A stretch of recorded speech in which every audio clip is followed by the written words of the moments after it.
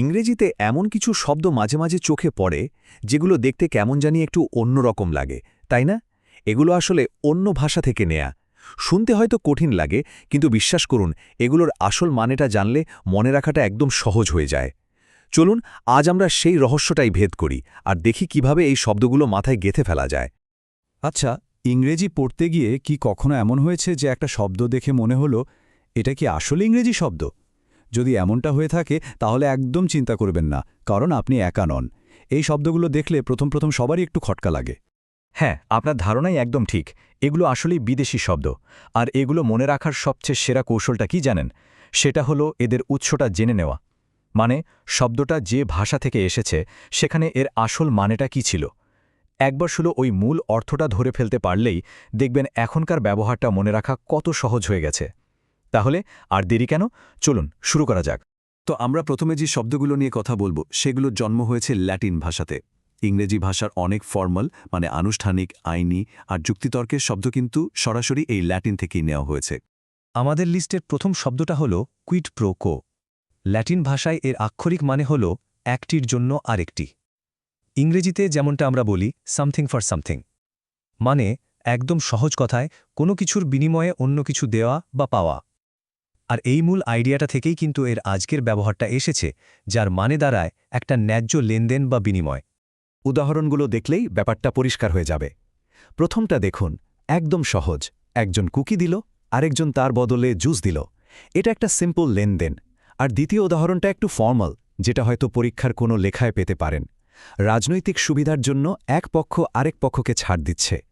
খেয়াল করে দেখুন, পরিস্থিতি আলাদা হলেও মূল আইডিয়াটা কিন্তু একই রয়ে গেছে, একটির বিনিময়ে আরেকটি।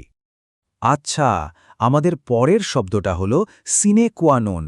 এর আক্ষরিক ল্যাটিন মানেটা বেশ মজার, যা ছাড়া সম্ভব নয়, বা ইংরেজিতে বললে উইদাউট উইচ নট। একটু ভাবুন তো, যে জিনিসটা ছাড়া কোনো কাজ হতেই পারে না সেটাকে আমরা কি বলি? অপরিহার্য, তাই না? একদম ঠিক। এই শব্দটার মানেই হল এমন কিছু যা একেবারেই জরুরি বা অত্যাবশ্যক। এখানেও আমরা দুই রকম উদাহরণ দেখতে পাচ্ছি। প্রথমটা আমাদের প্রতিদিনের জীবন থেকে নেওয়া, বরফের মধ্যে সেফলি গাড়ি চালাতে গেলে ভালো টায়ার তো লাগবেই, এটা অপরিহার্য। আর দ্বিতীয়টা একটু একাডেমিক, একটা ভালো রিসার্চ পেপার লিখতে গেলে সেই বিষয়ে গভীর জ্ঞান থাকতেই হবে, সেটাও অত্যাবশ্যক। তো সোজা কথায় মনে রাখবেন, সিনে কোয়া নন মানেই হলো কোনো কিছুর সবচেয়ে জরুরি আর অপরিহার্য অংশ। এবার আসি পরের শব্দে, স্ট্যাটাস কো। ল্যাটিন ভাষার মানে হল যে অবস্থায় আছে বা দ্য স্টেট ইন উইচ। মজার ব্যাপার হলো এর আক্ষরিক অর্থটাই কিন্তু প্রায় হুবহু এর আজকের ব্যবহারে চলে এসেছে। স্ট্যাটাস কো বলতে আমরা আসলে কোনো কিছুর বর্তমান পরিস্থিতি বা অবস্থাটাকেই বুঝি। এই শব্দটা কিন্তু ছোট বড় দুই ক্ষেত্রেই ব্যবহার করা যায়। ধরুন ব্যক্তিগত জীবনে কেউ হয়তো কোনো পরিবর্তন চায় না, সে তার স্ট্যাটাস কো বা বর্তমান অবস্থাটাই বজায় রাখতে ভালোবাসে। আবার ধরুন আরেকটু বড় পরিসরে যখন কোনো রাজনৈতিক বা সামাজিক ব্যবস্থার বিরুদ্ধে কেউ কথা বলে, তখনও এই শব্দটা ব্যবহার হয়, মানে তারা বিদ্যমান স্ট্যাটাস কো ভাঙতে যায়।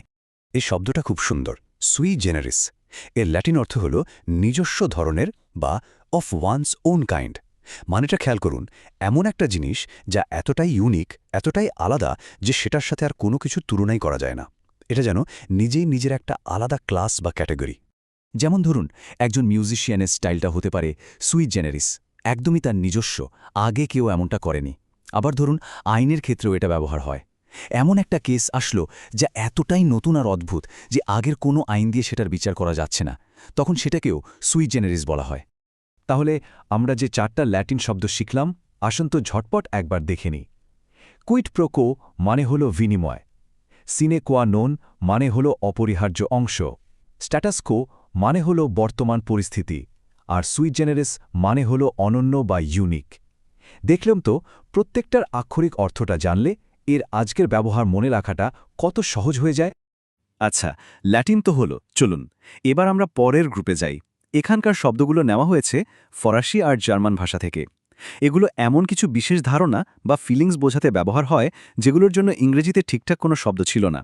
এই শব্দটা হল রনভেভু। এটা একটা ফরাসি শব্দ, আর এর পেছনের গল্পটা বেশ মজার। এর আসল মানে ছিল একটা কমান্ড বা আদেশ, উপস্থিত হও বা প্রেজেন্ট ইয়োরসেলভস। আর সেই আদেশ থেকেই শব্দটা এখন একটা আগে থেকে ঠিক করা মিটিং বা দেখা করার জায়গা বোঝাতে ব্যবহার হয়, যেখানে একটা নির্দিষ্ট সময়ে সবাইকে হাজির হতে হয়। শব্দটা কিন্তু বেশ ফ্লেক্সিবল, যেমন বন্ধুরা মিলে স্কুলের পর ক্যাফেতে দেখা করবে, সেটাও একটা রন্দেভু। আবার স্পাই মুভির মতো গুপ্তচররা কোনো গোপন তথ্য লেনদেন করার জন্য দেখা করবে, সেটাও কিন্তু একটা রন্দেভু। মানে পরিস্থিতি অনুযায়ী এর ভাবটা বদলে যেতে পারে, কখনো ক্যাজুয়াল, কখনো বেশ সিরিয়াস। আমাদের আজকের লিস্টের শেষ শব্দটা হলো জাইটগাইস্ট। এটা একটা জার্মান শব্দ।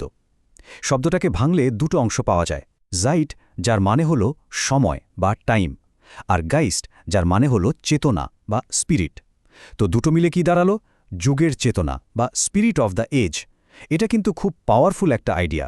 একটা নির্দিষ্ট সময়ের সার্বিক মেজাজ, শিল্প, সংস্কৃতি, মানুষের চিন্তাভাবনা সবকিছু মিলিয়ে যে একটা আবহ তৈরি হয়, সেটাই হলো সেই যুগের জাইটগাইস্ট।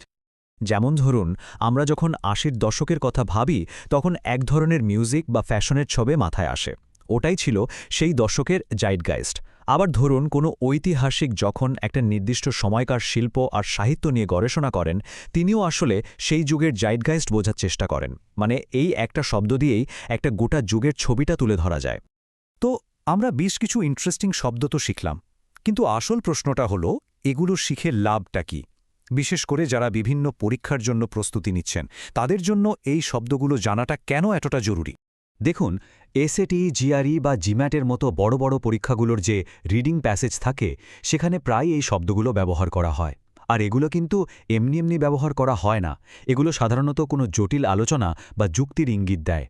এখন এর মানে আগে থেকেই জানা থাকলে কিন্তু পুরো প্যাসেজটা পড়ে লেখকের আসল উদ্দেশ্যটা কি, সেটা ধরতে অনেক কম সময় লাগবে। এটা অনেকটা একটা শর্টকাটের মতো কাজ করে। আজকের আলোচনা তাহলে এখানেই শেষ করা যাক। তবে যাওয়ার আগে একটা প্রশ্ন রেখে যাই। দেখুন, ভাষা কিন্তু কখনো থেমে থাকে না, এটা সবসময় বদলায়। আমরা যেমন পুরনো দিনের ভাষা থেকে শব্দধার করেছি, তেমনি ভবিষ্যৎ প্রজন্মও কিন্তু আমাদের এই সময় থেকে শব্দধার করবে। তো একটু ভেবে দেখুন তো, আমাদের আজকের এই যে ডিজিটাল দুনিয়া, সোশ্যাল মিডিয়ার যুগ বা পরিবেশ নিয়ে আমাদের এই যে চিন্তাভাবনা, এগুলোর মধ্যে থেকে কোন আইডিয়া বা শব্দগুলো হয়তো একদিন ভবিষ্যতের ভাষার অংশ হয়ে যাবে? কি মনে হয়?